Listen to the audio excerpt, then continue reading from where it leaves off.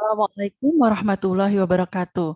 Puji syukur kehadirat Allah Subhanahu wa taala kami haturkan dan panjatkan atas perkenannya pada kesempatan kali ini kami berdua, saya Meika Kurnia Puji Rahayu dan rekan saya Istovena Astuti akan mempresentasikan hasil pengabdian masyarakat yang telah kami lakukan. Baiklah, kami akan share dulu PPT-nya.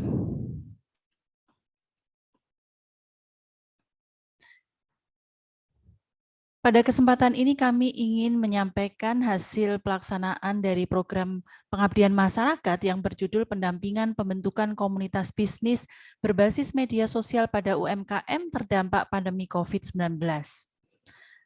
Adapun presentasi kami akan kami mulai dari pendahuluan, kemudian problem yang kami temukan, dilanjutkan dengan solusi yang kami tawarkan, tujuan kegiatan, metode pelaksanaan, hasil pelaksanaan, serta penutup atau kesimpulan.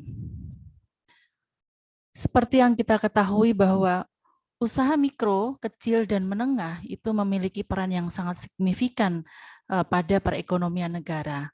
UMKM sangat membantu negara atau pemerintah dalam hal penciptaan lapangan kerja, karena melalui UMKM akan tercipta unit-unit kerja yang menggunakan UMKM tersebut. Yang kedua, UMKM menjadi tulang punggung perekonomian nasional karena merupakan populasi pelaku usaha yang cukup dominan. Bahkan di Indonesia angkanya 99,9%. Ini data terbaru yang kami peroleh. Kemudian UMKM itu menghasilkan PDB, pendapatan bruto sebesar 59,08%, atau senilai 4,869,57 triliun rupiah dengan laju pertumbuhan sebesar 6,4% per tahun. Seperti yang Anda bisa lihat di dalam melalui slide kami bahwa UMKM itu kontribusinya sangat-sangat signifikan. Jadi ini ada data yang kami peroleh dari LPDP UMKM dan juga dari Bank Indonesia. Bahkan di dalam kontribusi terhadap pajak juga cukup signifikan. Tetapi ya ada hal yang berbeda ketika mulai Maret 2020 ketika COVID-19, virus COVID-19 itu masuk ke Indonesia dan kemudian kita terdampak pandemi COVID-19. Pada awal mula COVID mungkin tidak begitu terasa, tetapi ketika diberlakukannya kebiasaan-kebiasaan baru atau aturan-aturan baru, yaitu social distancing, kemudian WFA dan seterusnya, maka muncul problem. Jadi dampak dari COVID-19 selama hampir kurang 2 tahun ini itu menyebabkan omset UMKM turun jelas ya, karena sebagian besar konsumen itu ada di rumah atau terbatas sekali kegiatannya, bahkan tidak diperkenankan untuk melakukan kegiatan-kegiatan yang sifatnya itu banyak orang. UMKM juga sebagian tutup ya, tidak hanya tutup sementara, bahkan ada yang tutup permanen. Bahkan kalau kita cermati lagi, dampak ini tidak hanya pada UMKM, tapi pada pelaku-pelaku perekonomian, ya retail dan seterusnya secara nasional maupun global. Data dari Bank Indonesia pada tahun 2020, akhir 2020 yang dirilis itu menunjukkan 72% pelaku UMKM terdampak pandemi COVID-19. Kemudian ada hal yang perlu kita perhatikan selama pandemi COVID-19 ini, yang itu mungkin bisa menjadi peluang bagi UMKM untuk mulai bangkit lagi. Ya, kita nggak bisa tinggal diam dengan kondisi UMKM yang semakin terpuruk, karena seperti tadi yang saya sampaikan, UMKM ini menjadi kontributor yang signifikan pada perekonomian negara. Selama pandemi terjadi perubahan perilaku konsumen, adanya pembatasan kegiatan sosial ya, PPSB, PPKM, PKMM, kemudian juga aturan-aturan yang lain, misalnya tidak boleh berkumpul, melakukan kegiatan seperti hajatan, rapat, dan seterusnya. Kemudian itu membuat adanya perubahan perilaku konsumen di masa new normal ya. Social distancing ya, karena ada aturan dari pemerintah, maka ya kita berusaha untuk tidak terlalu sering untuk belanja ke toko. Kemudian juga ada anjuran untuk work from home, remote working ya, atau penggunaan metode shift bergantian masuknya, itu juga membuat adanya perubahan perilaku pada masyarakat, termasuk di dalamnya adalah perilaku berbelanja atau konsumen. Lalu muncullah Zoom Generation seperti yang sekarang ini saya lakukan dalam seminar nasional Abdi Mas UMY 2021. Kita tidak lagi bisa datang secara langsung menuju seminar, tetapi itu tidak membuat kita kemudian tidak melakukan apa-apa. Konser musik kita bisa menggunakan virtual konser.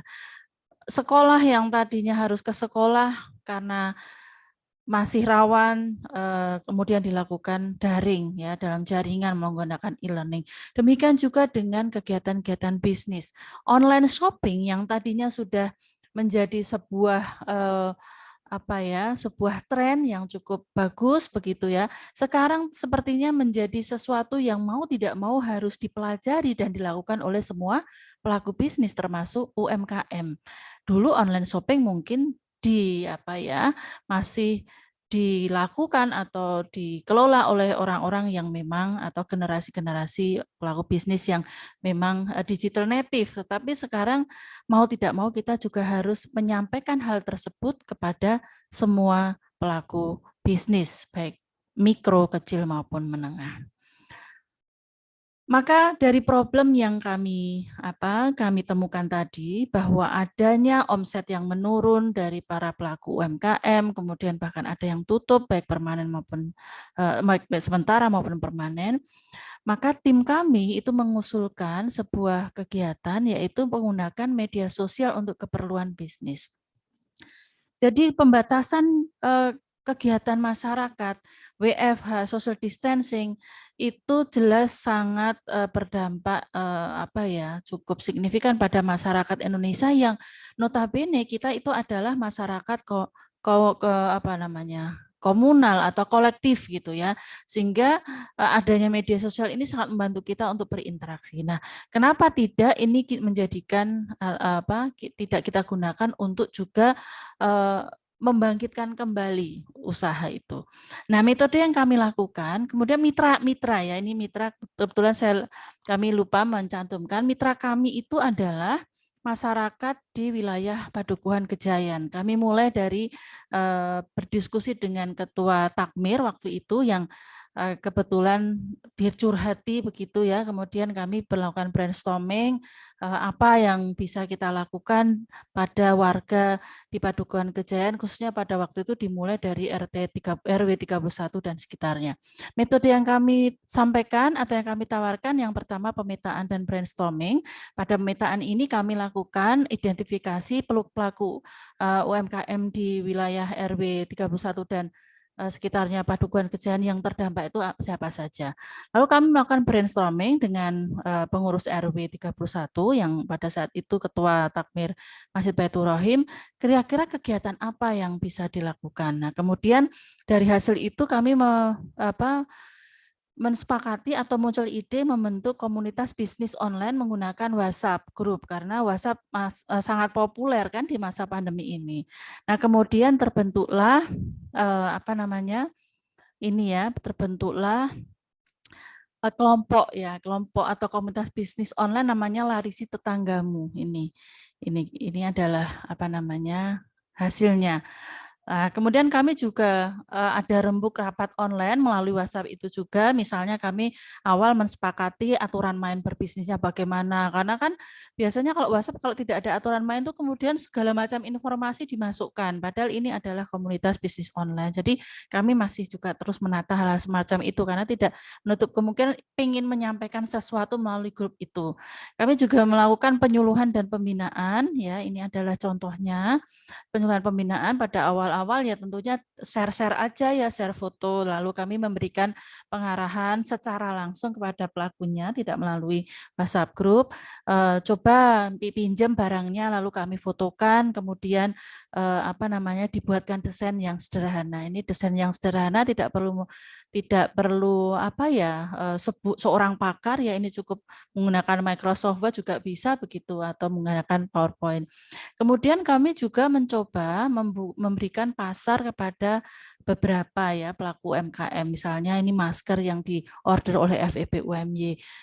Kemudian juga ada beberapa makanan yang kami linkkan dengan dosen-dosen dan staf di UMY yang alhamdulillah ordernya juga cukup banyak.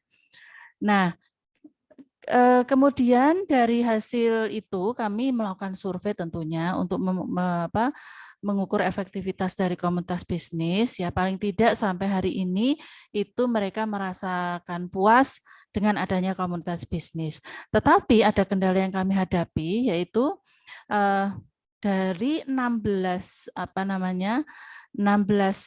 pelaku bisnis yang terlibat ya. Jadi kelompok bisnis itu diikuti oleh 16, sekarang yang masih bertahan 16 pelaku UMKM dan 80 warga yang masuk ke dalam grup itu.